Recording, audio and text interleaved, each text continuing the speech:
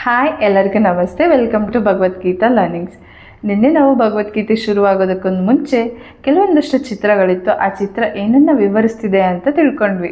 So ಇವತ್ತು ಇನ್ನು ಮುಖ್ಯದಂಥ ಶ್ಲೋಕಗಳು ಹಾಗೆ ಭಗವದ್ಗೀತೆಯನ್ನು ಓದೋದಕ್ಕೂ ಮುಂಚೆ ನಾವು ಯಾವ್ಯಾವ ವಿಷಯವನ್ನು ಸಂಪೂರ್ಣವಾಗಿ ಅರ್ಥ ಮಾಡ್ಕೋಬೇಕು ಅಂತ ಕೆಲವೊಂದಷ್ಟು ವಿಷಯಗಳನ್ನು ಕೊಟ್ಟಿದ್ದಾರೆ. ಅದನ್ನು ತಿಳ್ಕೊಳ್ಳೋಣ ಬನ್ನಿ.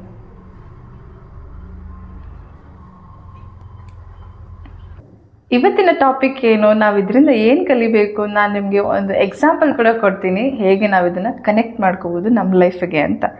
ಸೊ ಭಗವದ್ಗೀತೆಯು ಈಶ್ವರ, ಜೀವ, ಪ್ರಕೃತಿ, ಕಾಲ ಮತ್ತು ಕರ್ಮ ಎಲ್ಲವನ್ನು ವಿವರಿಸುತ್ತದೆ. ಈ ಐದರಲ್ಲಿ ಈಶ್ವರ, ಜೀವಿಗಳು, ಪ್ರಕೃತಿ ಮತ್ತು ಕಾಲ ಅನಂತ. ಪ್ರಕೃತಿಯ ಅಭಿವ್ಯಕ್ತಿಯು ತಾತ್ಕಾಲಿಕವಾಗಿರಬಹುದು, ಆದರೆ ಹುಸಿಯಲ್ಲ. ಅಂದರೆ ಈಶ್ವರ ಅಂತಂದರೆ ಶ್ರೀಕೃಷ್ಣನೇ ಈಶ್ವರ, ಅವರೇ ದೇವರು, ಅವರೇ ಎಲ್ಲದಕ್ಕೂ ನಿಯಂತ್ರಕ ಅಂತ ಅರ್ಥ. ಹಾಗೆ ಜೀವ ಅಂತಂದರೆ ನಾವೆಲ್ಲರೂ ಆತ್ಮಗಳು, ದೇವರ ಚಿಕ್ಕ ಚಿಕ್ಕ ಅಂಶಗಳು ಅಂತ ಅರ್ಥ. ಪ್ರಕೃತಿ ಅಂತಂದರೆ ಈ ದೇಹ, ಮನಸ್ಸು, ಜಗತ್ತು ಎಲ್ಲವೂ ಪ್ರಕೃತಿಯ ಒಂದು ಭಾಗ.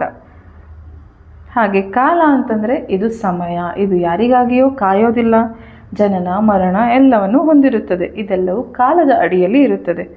ಕರ್ಮ ಅಂತ ಬಂದರೆ ನಾವು ಮಾಡೋವಂಥ ಕೆಲಸವೇ ಕರ್ಮ. ಒಳ್ಳೇದು ಮಾಡಿದರೆ ಪುಣ್ಯ, ಕೆಟ್ಟದ್ದು ಮಾಡಿದ್ರೆ ಪಾಪ.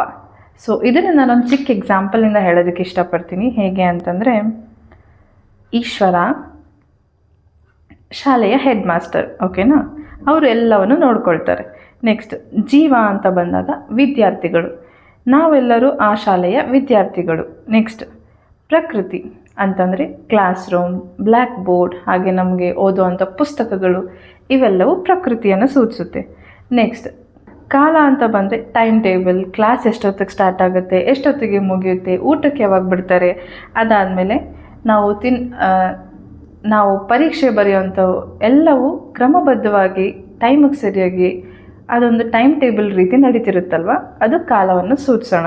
ನೆಕ್ಸ್ಟ್ ಕರ್ಮ, ವಿದ್ಯಾರ್ಥಿಯಾಗಿ ನಾವು ಹೇಗೆ ಓದ್ತೀವಿ ಅದರ ಪ್ರಕಾರವಾಗಿ ಪರೀಕ್ಷೆಯ ಉತ್ತರ, ಇದಕ್ಕನುಸಾರವಾಗಿ ನಮಗೆ ಮಾರ್ಕ್ಸ್ ಸಿಗುತ್ತೆ. ಸೊ ನಾವು ಮಾಡೋವಂಥ ಕರ್ಮದ ಫಲವಾಗಿ ನಮಗೆ ಪುಣ್ಯ ಪಾಪ ಇದು ಸಿಗುತ್ತೆ. ಸೊ ಇದರಿಂದ ನಾವೇನು ಅರ್ಥ ಮಾಡ್ಕೋಬೇಕು, ನಮ್ಮ ಲೈಫ್ ಹೆಡ್ ಮಾಸ್ಟರ್ ಅನ್ನೋ ಈಶ್ವರನಿಂದ ಕಂಟ್ರೋಲಲ್ಲಿರುತ್ತೆ. ಹಾಗೆ ಜೀವ, ನಾವು ವಿದ್ಯಾರ್ಥಿಗಳು, ಆ ಶಾಲೆಯಲ್ಲಿ ಓದ್ತಿದ್ದೀವಿ. ಹಾಗೆ ಪ್ರಕೃತಿ, ನಾವು ಮಾಡೋ ನಮ್ಮ ಲೈಫಲ್ಲಿರುವಂಥ ಜಗತ್ತೇ ಪ್ರಕೃತಿ, ನಮಗೆ ಸಿಗೋವಂಥ ಒಂದು ವಸ್ತು ಎಲ್ಲವೂ ಪ್ರಕೃತಿಯ ಒಂದು ಭಾಗ ಆಗಿರುತ್ತೆ.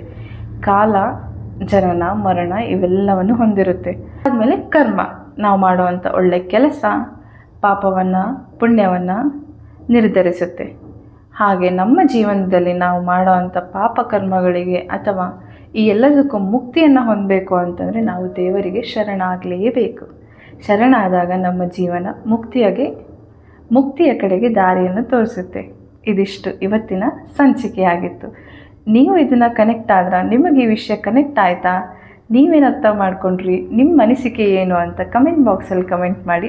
ನನ್ನ ಜೊತೆ ನೀವು ಭಗವದ್ಗೀತೆ ಓದ್ತಿರೋದಕ್ಕೆ ನಿಮ್ಮ ಲೈಫಲ್ಲಿ ಏನಾದರೂ ವ್ಯಾಲ್ಯೂ ಆ್ಯಡ್ ಆಗಿದ್ದರೆ ಲೈಕ್ ಮಾಡಿ, ಶೇರ್ ಮಾಡಿ ಬೇರೆಯವ್ರಿಗೂ ವ್ಯಾಲ್ಯೂವನ್ನು ಆ್ಯಡ್ ಮಾಡೋದಕ್ಕೆ. ಹಾಗೆ ಯೂಟ್ಯೂಬ್ ಚಾನಲನ್ನು ನೀವಿನ್ನು ಸಬ್ಸ್ಕ್ರೈಬ್ ಮಾಡ್ಕೊಂಡಿಲ್ಲ ಅಂತಂದರೆ ಸಬ್ಸ್ಕ್ರೈಬ್ ಮಾಡ್ಕೊಳ್ಳಿ. Thank you so much.